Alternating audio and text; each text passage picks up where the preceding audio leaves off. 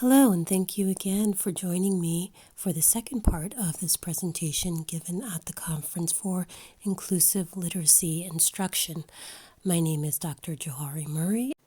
The title is An Argument for Inclusive Literacy Instruction in Spanish Universities for Future Teachers of English as a Foreign Language. So now let's take a look at the data. In regards to the legislative guidelines that inform universities, the Bologna process and the European higher education area have established frameworks in which global diversity and uniformity in teacher training programs are set up to the benefit of the modern educational project. Erasmus Mundi International Masters in Children's Literature, Media, and Culture is a strong example. However, Kathy Short, in The Dangers of Reading Globally, speaks to the imposition of outside-inside perspectives and the variety of ideologies that challenge non-conforming voices and representations. Teacher training programs are not immune to this. The Spanish National Framework guides the design of the university's teacher training programs. For example, Ordinance ECI/3857/2007 establishes the requirement for the verification of official university degrees qualifying the practice of the profession of primary education teacher. The Spanish Royal Decree on Education 1594/2011 establishes the teaching specialties of the teacher corps to carry out their functions at the stages of early education and primary education regulated by the Organic Law 2/2006. So all officially recognized, accredited, and approved degree programs from public universities are informed by these national guidelines through the Ministry of Education. Now, the Universidad Autónoma de Madrid and the Universidad Complutense Madrid are two Spanish universities selected for this study. Alongside the governing frameworks and the decrees previously mentioned, there are the university's programs and course descriptions. That is to say, I looked at them side by side, the National Ministry of Education and the university's references to inclusion, English, and children's literature, and their roles in the teacher training programs.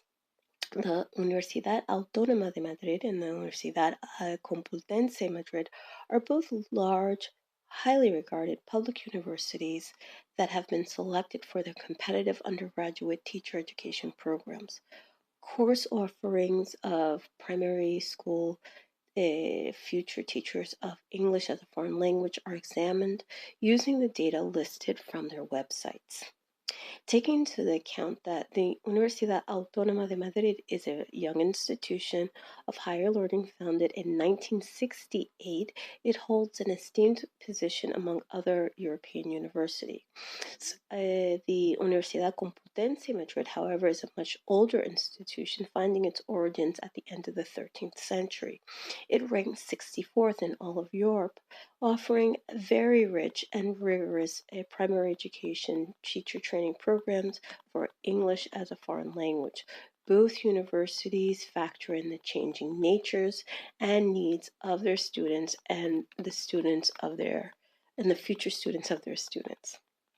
Okay, now if we go back to the government data, if we look at the 2007 order from the Ministry of Education, it outlines the necessary competencies students must obtain for a successful completion of a course and of a program. While the 2011 Royal Decree establishes the conditions and the details of the programs specializing in teacher training.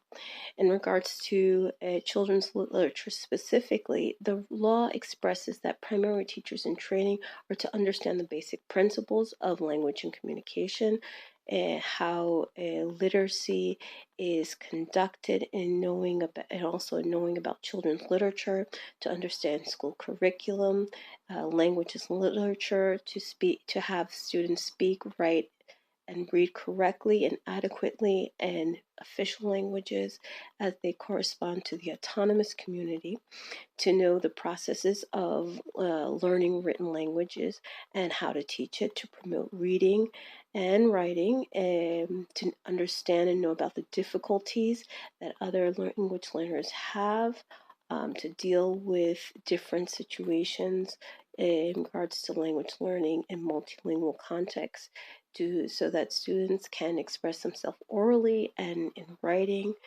to develop and evaluate curriculum content through appropriate teaching resources, and to promote corresponding skills in students, and basically to understand the principles that contribute to cultural, personal, and social formation of the arts. Now, we can clearly observe that the politically safe and expansive language used here offers a wide berth of interpretations for universities regarding how their departments and their programs position inclusive instruction for English literacy and children's literature.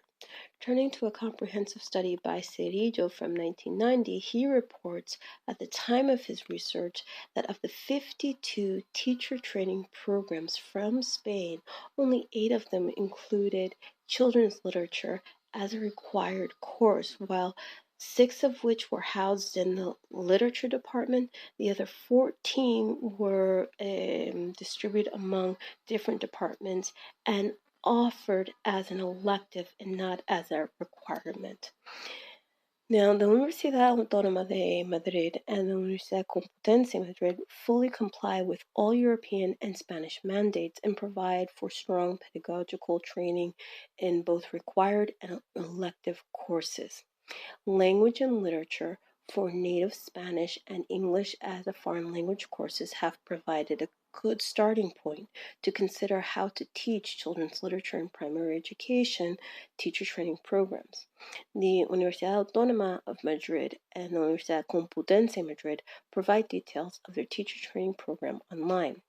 The idea is that pre-service teachers should be familiar with diversity awareness in the local, national, and international communities that they work with. They should know about intersectional realities and the importance of cultural authenticities. They should have social responsibility in the form of acknowledging and empathizing with current, developing, and historical power dynamics, and also the general ecology of children's literature. Nonetheless, upon closer inspection, with the application of critical qualitative methods when reviewing individual course offerings and descriptions, along with the syllabi from the 2019-2020 academic year, a gap was revealed.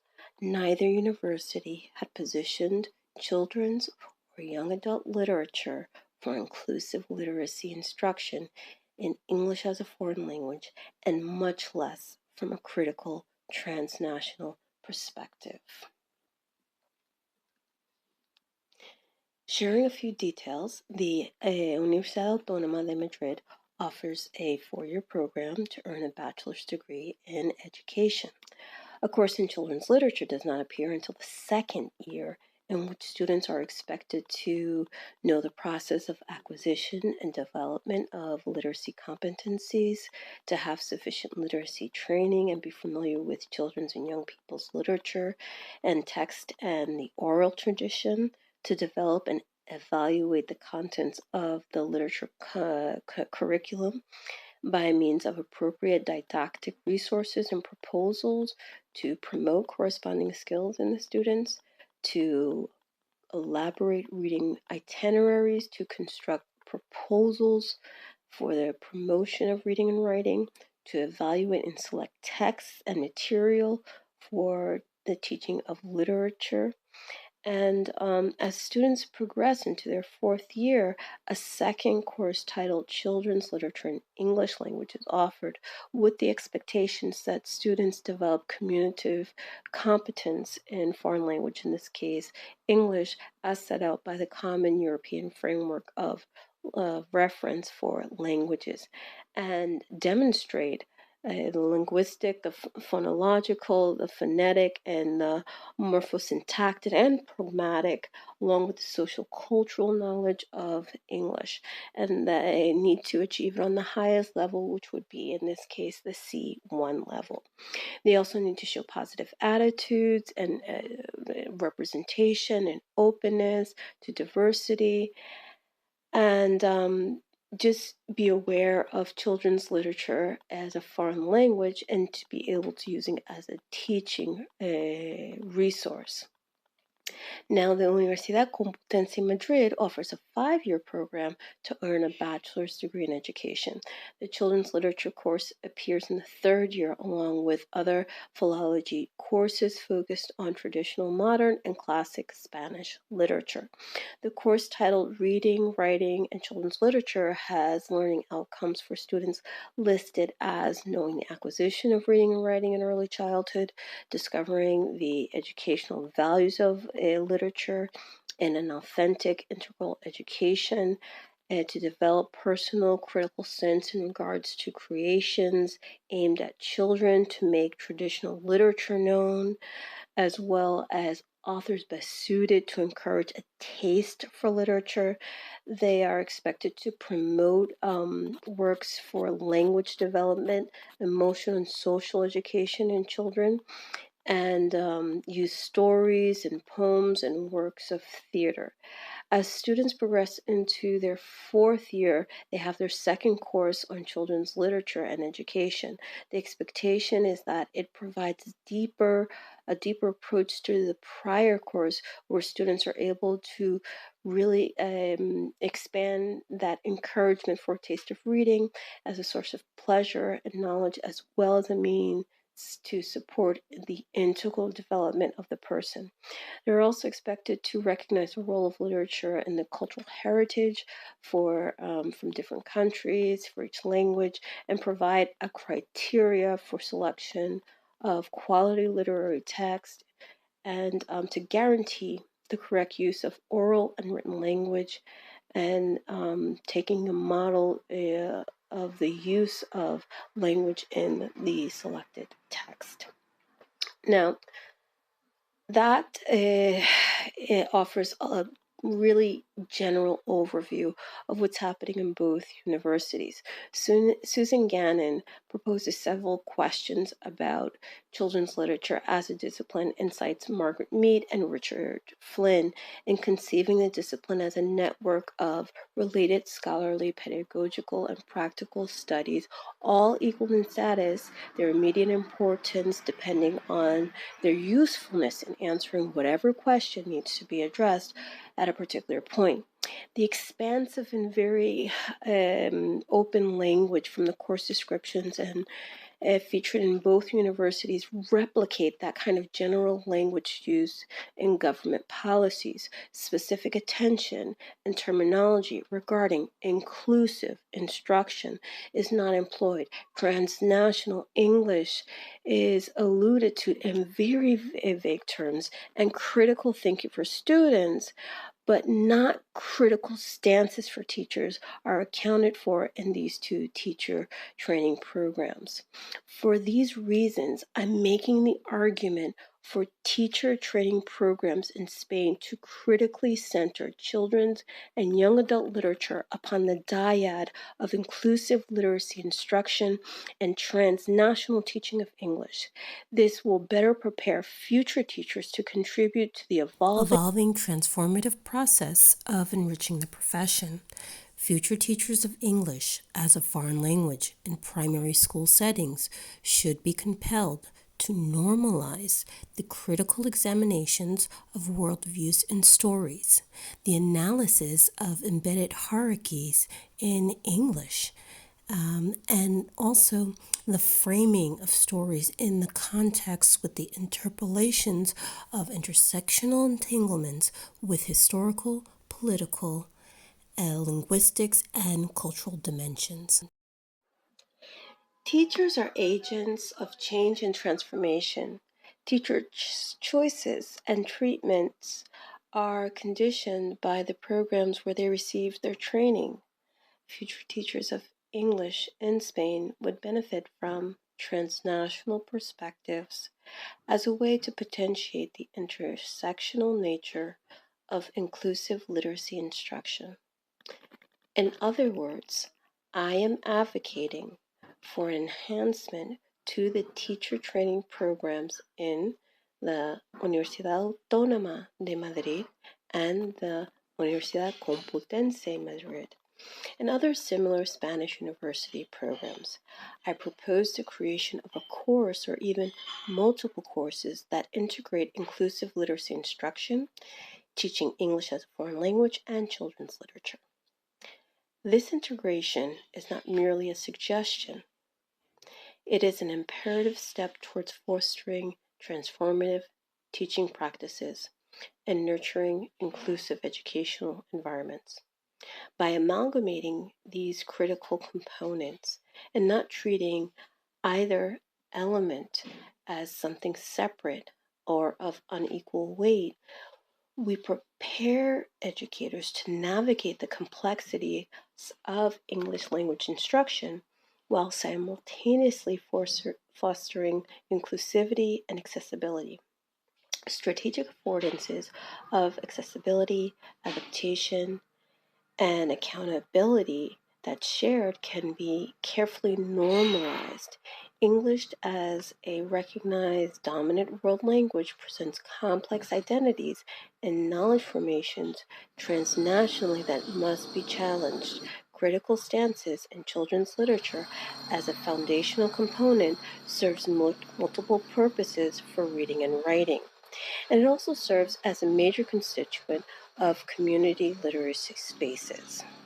Okay, I'm making the argument for a more forward-thinking approach to teacher training in Spanish universities and their thinking regarding how to more strategically center the deconstructions and reconstructions of power dynamics inherent in teacher learning ecologies. For example, the triangulation of inclusive literacy instruction, teaching English as a foreign language, and children's literature allows us to address power differentials by empowering students to engage through critical multimodalities with text and ideas from diverse perspectives. By adapting to diverse needs, incorporating diverse voices and narratives into the curriculum, we can disrupt dominant power structures and empower students to become active participants. Education is not a neutral endeavor. It is shaped by societal power structures that impact the experiences and opportunities of students. Inclusive teaching requires us to critically examine these dynamics and work towards creating a more equitable learning environment. The triangulation of student knowledge through the multiple modes of measurements with low-stakes assessments through a variety of means can provide clearer, more complex, and more nuanced pictures of who are our students. What do they know? How are they coming to know? And where are they going in knowledge acquisitions and the building of knowledge process? How this relates to the course design, we can take a look at Gamrat, Guinness, and Jaeger. Their model from 2020, where they visually show through a 16 item where they visually show through a model and a 16-item list how faculty and instructional designers can employ a number of strategies to create courses and learning environments where students feel welcomed and connected. They comment, while the list is not comprehensive, it includes consideration for a broad spectrum of students who are othered or marginalized for different reasons. My third and final argument on how future teachers of English at Spanish universities can be trained from a transnational perspective to better enrich inclusive literacy instruction and critical children's literature is based on leaning into opportunities created by existing gaps, Both the Universidad Autónoma de Madrid and Universidad Complutense Madrid offer strong teacher training programs to prepare educators to meet the diverse needs of students and navigate the complexity of modern education, but not all complexities. While each institution has its own unique strengths and offerings, both are committed to excellence in their teaching, education, and preparation of educators who are equipped to make a positive impact in their students and communities. Yet there are some unfulfilled spaces. In this examination of their programs, we found a very specific gap. It's important to recognize that these arguments have developed among the diagnosis of these spaces as opportunities from already established programs that are well functioning. One of the strongest aspects of la Universidad Autónoma de Madrid is that they have a research-based approach. Students are equipped with a solid foundation in educational research, enabling them to stay attentive to the latest developments and innovations in the field. They use internships, practicums, teaching placements. Students have ample opportunity to gain hands-on experiences in real-world educational settings. Interdisciplinary perspective is another key strength of their program. By drawing on the insights from the fields, from psychology, sociology, and linguistics, students are encouraged to take a holistic approach. And finally, La Autónoma instills principles of ethical leadership and social responsibilities in its students. Educators are encouraged to advocate for equity, justice, and inclusivity in education, and use their knowledge and skills to make a positive difference. For these reasons, La Autónoma was selected as an ideal candidate to offer these kinds of courses that I have just made a case for. La Universidad Complutense Madrid Teachers Program also has certain strengths that contribute to the excellence in preparing educators. One of the strongest aspects of the Complutense's program is its strong theoretical foundation. Students receive rigorous training in educational philosophy, psychology, pedagogy, and curriculum development. This affords a solid theoretical framework to guide their practice. The Complutense collaborates with universities and educational institutions around the world, providing students with opportunities for international exchange and cross-cultural learning. Professors' networking opportunities are also available through these networking events with alumni and industry professionals. Students have the opportunity to expand their professional networks and gain insights from the field. Moreover, Complutense encourages students to engage with local communities through service learning projects, volunteer opportunities, and community-based research initiatives. Taking into account already existing opportunities, La Complutense was also selected as an ideal candidate to seed the kinds of courses that I was making a case for in this particular situation. The implications of the study basically is being framed as a diagnostics, or better yet, an invitation. This analysis serves as an initial diagnostics for higher institutions of learning in Spain to deeply consider, in light of the shifting demographics across all spectrums of being, the multiple means of humanizing knowledge and communicating across differences. Inclusive literacy instruction is based on accessibility, adaptation, and accountability across reading and writing differences. Both la Universidad Autónoma de Madrid and la Universidad Complutense Madrid expect their educators on either side of the classroom to recognize and respond to the diverse needs of students and navigate the complexities that are presented. By continually striving for innovation, collaboration, and inclusivity, both La Autónoma and Complutense are shaping the future of a rapidly changing field, where discovering gaps in their programs prompt important opportunities.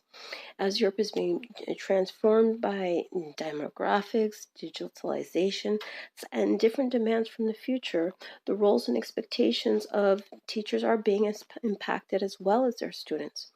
relevant, responsive transformational shifts that open students to different pathways to literacy, wider appreciation to varieties of English, And greater diversity of stories are primed to feature in the strategic insertion of core curriculums for teacher preparation programs for future teachers of English as a foreign language in Spanish universities.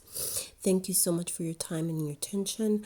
It was an honor to have the pleasure of presenting this work. Again, I thank the Journal of Literacy and Innovation for providing this platform. This is, again, the second part of a two-part presentation. Thank you so much.